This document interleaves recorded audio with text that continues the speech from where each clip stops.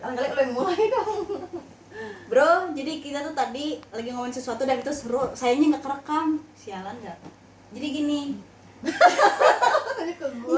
Enggak kan tadi gue bilang ke lo. Kenapa gue tuh ngerasa pas gue kecil tuh pikiran gue tuh tadinya kan gue mikir gini. Kenapa dari kecil perasaan gue kok gue tuh kayak orang aneh. Bahkan teman SMP gue tuh sampai ngeledekin gue tuh aneh. Waktu SMA gue dibilangnya alien. Karena cara berpikir gue tuh ternyata kalau gue sadarin sekarang tuh kan kritis kan. Lu sendiri bilang tadi ketika lu ketemu kritis di usia yang seharusnya mikirin kayak Teletubbies dan Power Ranger. Saat itu SD loh. Gila, gue waktu kelas nih, gue tuh ngerasa gini loh. Waktu kelas 1 sampai kelas 4 atau kelas 5 SD itu gue masih sering main keluar sama teman-teman gue gitu kan. Gimana sih anak sih disamper mak, main yuk gitu kan. Terus gue keluar gitu main. Nah dari situ tuh gue kayak ngerasa oke, gue bisa nih ngikutin permainan mereka gini-gini. Tapi ketika gue punya suatu ide yang baru, ide yang bagus atau apa-apa gitu, mereka tuh nggak ngerti cara main gue gitu. Cara apa sih, kayak cara berpikir gue, kita bikin ini kok gimana sih itu tuh caranya gitu. Atau ketika gue melakukan sesuatu yang menurut gue menarik, buat mereka lu tuh ngapain sih gitu loh. Jadi gue sejak lu bisa tanya tuh sama nyokap gue sama siapapun yang ada di rumah gue waktu itu kelas 5 SD atau kelas 6, gue tuh setiap kali diajak main gue nggak mau.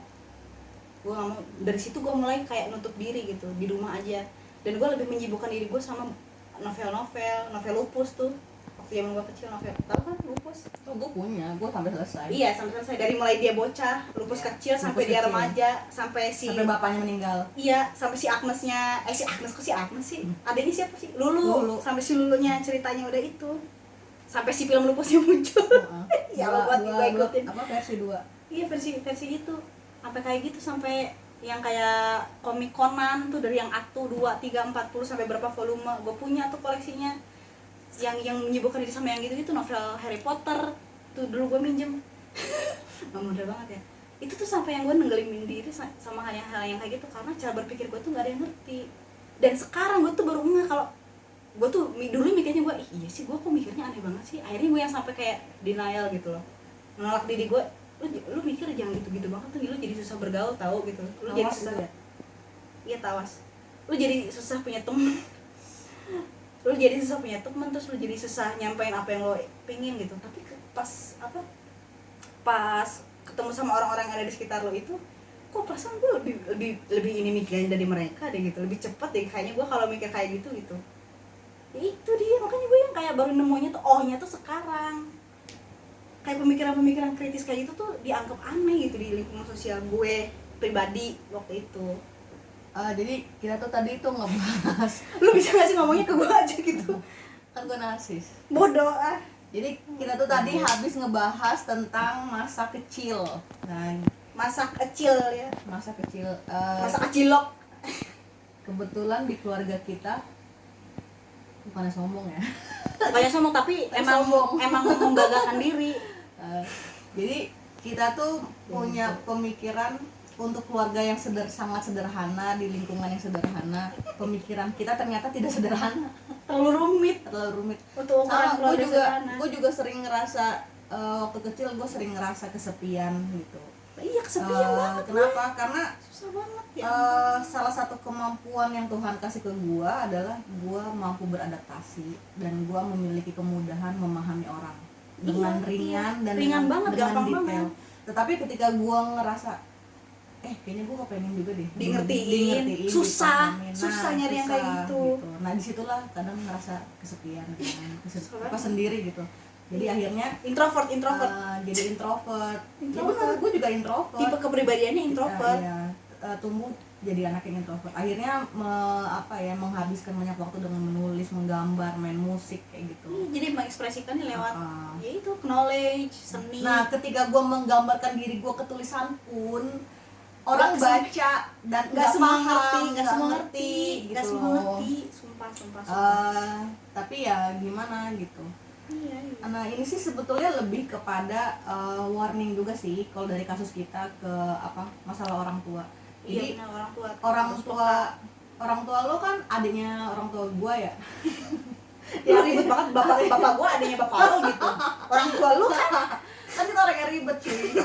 anak indie kan kalau bilang itu gue Indise, tau nggak? Tadi gue liat di bahasa Belanda tuh. indis. Indis. Iya.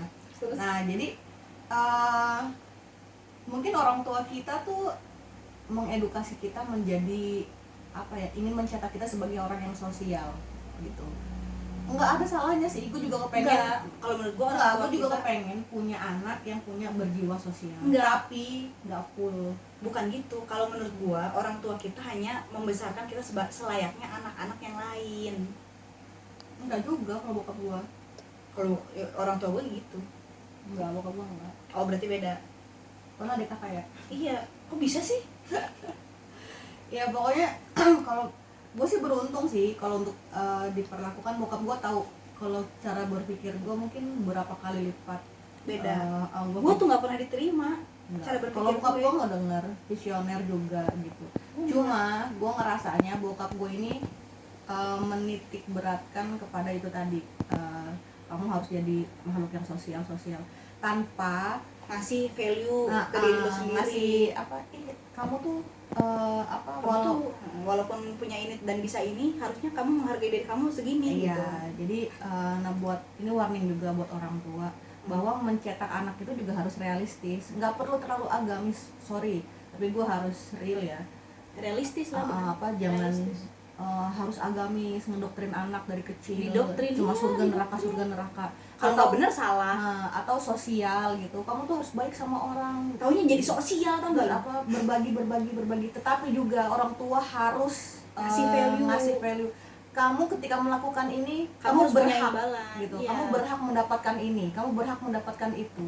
Kenapa? Karena pada akhirnya ketika gue pribadi, ini pengalaman pribadi, ketika gue hanya dititipkan harapan bokap gue khususnya supaya gue jadi makhluk sosial itu akhirnya gue ketika melakukan sesuatu yang sebenarnya itu bernilai Dan lu berhak terhadap dan sesuatu. gue berhak terhadap sesuatu, Lu nggak ngeklaim hak lu, Yes. sehingga itu diserempet lah sama orang, ya ya kan? dan itu akhirnya efeknya domino ke orang yang nyerempet gue ngerasa nggak ada yang salah karena Iya. nggak terlatih gitu. Sedangkan orang-orang yang di bawah lu yang merasa rugi keikut Iya.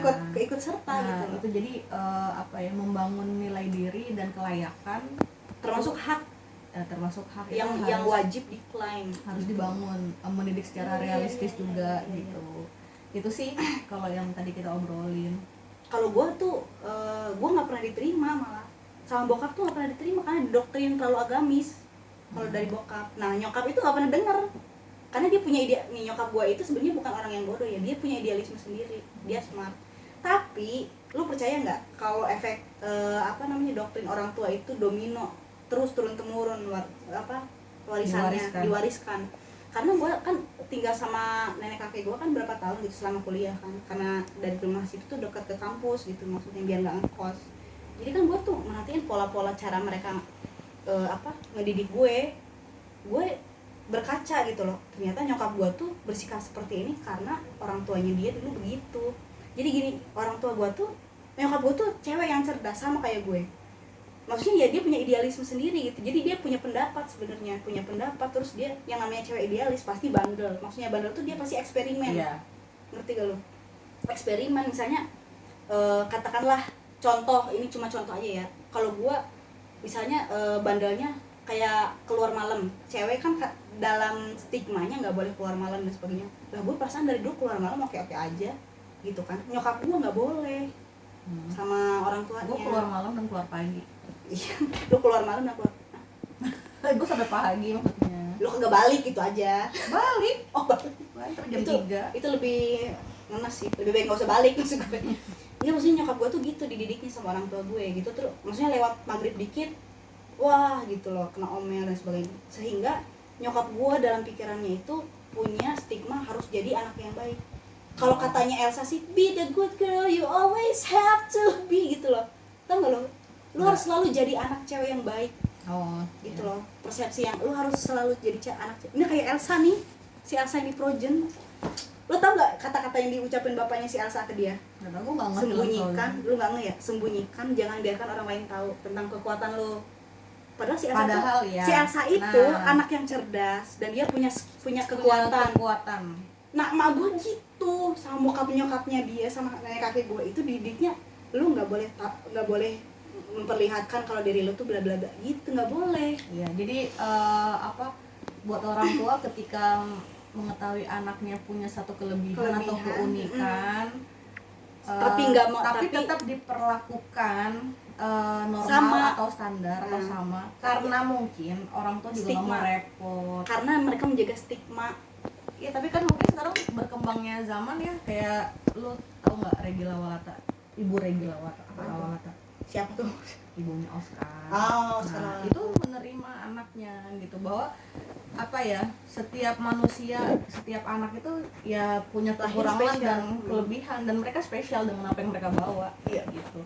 Tapi gue nangkep sih apa yang lo ceritain dari Frozen itu. Iya kan, orang tua, makanya kenapa film Frozen tuh banyak nyentuh banyak orang, karena ceritanya tuh sangat general dan itu kayaknya berlaku buat setiap anak. Terutama anak perempuan, yang karena kalau stigmanya anak perempuan itu kan harus ayu, kemayu, gimana sih, manis, anak manis gitu kan.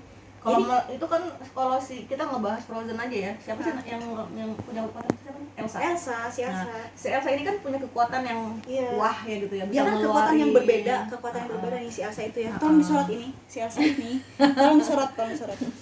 Iya. Nah, itu kan sama keluarganya dianggap aib karena dianggap sihir itu adalah sesuatu hal yang dikutuk, ya kan, kalau di film itu. Tapi kalau diaplikasikan ke dalam kehidupan sehari-hari ya kayak cewek yang cerdas, ya, punya kecerdasan. Akhirnya yang memberikan kesempatan justru adiknya kan. Iya, yang ayo show off kekuatan lo gitu kan. Show yourself gitu. Bahwa kekuatan lo itu tidak membahayakan ketika lo menggunakannya dengan rasa cinta. Nah, itu yang harus diinikan sama. Gue sebenarnya agak beruntung sih, agak dibanding lu sih. Dibanding gue. Minimal. Kalau gue tuh bokap gue tuh ya, waktu gue kecil gue pernah protes sama bokap gue. Kan gue dibawa kayak pas bokap gue ngajar gitu kan gue dibawa kayak diajarin kayak gini-gini. Terus gue protes, kalau mereka nggak tahu gimana. Pokoknya itu pertanyaan yang pokoknya materinya nggak bakal gue buka di sini, tapi gue pernah nanya, kalau mereka nggak tahu gimana. Enggak mereka tahu.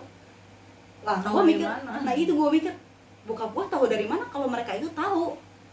Emang bokap gue wawancara personal gitu one by one kan? Enggak kayak gitu loh. Terus kayak yang semua diajarin di situ tuh kayak kalau dipikir gue sekarang ada benernya, tapi kadang nggak realistis gitu loh, nggak sesuai sama kenyataan yang gue tangkap ya. Mungkin daya tangkap gue cuma segitu kali, karena emang gue nggak tertarik.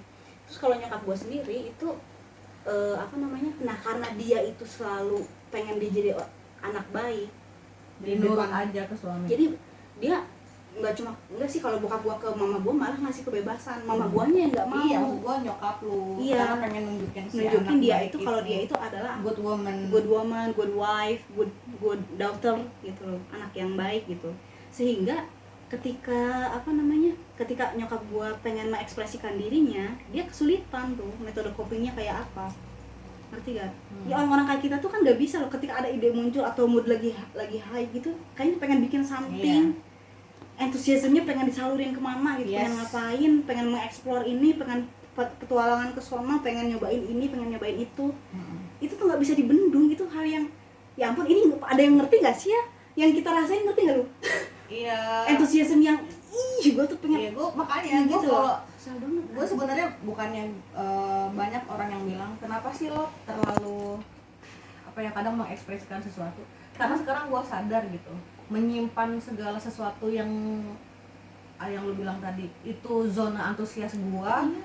Terus gue menahan cuma untuk menjaga citra ke orang, supaya gue dianggap good girl, good woman, terus gue normal atau apapun itu itu nggak bahagia buat gue gitu. Jadi nggak fair buat gue dong. Ya nggak ini. Sedangkan gue memahami ketika orang lain di sana marah, ketika orang lain di sana sedih, nangis. Bahkan kita bisa memahami orang yang sakit gitu ya. Yang sakit kita bisa yang sakit lebih parah. Kita tuh yang dari sisi lain, dia tuh sebenarnya kayak gini tuh karena begini. Nah, kita bisa ngeliat dari sudut pandang lainnya gitu. Gue berharap ketika gue bukan melampiaskan tuh terlalu kayak liar ya.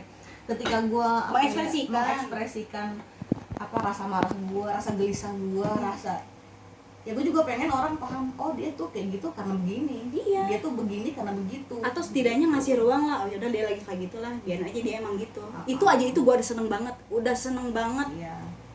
Padahal gue juga mengekspresikan segala sesuatu, berusaha senormal mungkin, walaupun ternyata tidak bisa. susah. Iya, susah banget. Gimana ya, kita tuh nggak tahu normal tuh kayak apa. Abnormal kali Warung. Iya, kayak gitu. Abnormal, iya benar. Walaupun gue sekarang merasa sedikit waras, tapi gue nggak tahu sih sebenarnya zona waras nggak waras itu tipis, iya, tipis banget. di mana? Kayak bodoh dan jenius itu kayaknya beda tipis. Karena gini loh, gue pernah ngeliat apa ya, gue tuh bisa ngebandingin orang nih ya, dia tuh kayak ih kok dia bego banget sih gitu loh pas di awal-awal, tapi pas ternyata pas langkah terakhir dia menang kayak main game aja nih. Gue tau nih ada tiga orang apa namanya, pokoknya mereka tuh player pemain kartu nih, pemain kartu. Secara IQ gue tahu nih yang ini tuh dia IQ-nya lebih ini, pasti kan kalau misalkan main dia harusnya bisa lebih ini dong. Nah yang satu lagi tengah-tengah tuh dia apa strategi sama knowledge-nya biasa gitu kan. Yang satu lagi gue bego banget. Jadi kartu yang bagus dia keluarin duluan semua gitu. Gue mikirnya gitu kan. Dia kartu yang bagus dia keluarin semua, terus kan mereka main tuh jebret. Nah yang si banyak ngomong ini yang kelihatannya pintar, emang pintar sih dia secara IQ pintar, tapi pas main kartu itu jebret, dia selalu ngeluarin kartu yang bagus juga kan menurut dia. Ya itu juga bagus kartunya, gue pikir gitu.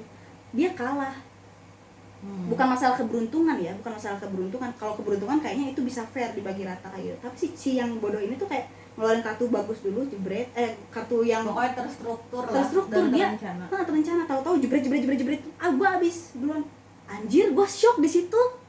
Padahal secara ini tuh dia bego banget sih lu ngeluarin kartu yang bagus duluan gitu kan, tiga kartu yang jelek. Nah kartu yang jelek ketika mereka dipakai bersama-sama menang.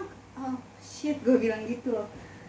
Jadi nggak ketebak, jadi kayak bodoh dan jenius itu kok dia bisa punya sisi jenius sih, tapi di pergaulan sehari-harinya dia bego gitu, dibego-begoin sama orang, dibully, ya, tapi dia punya sisi jenius kayak sering dibully sih sama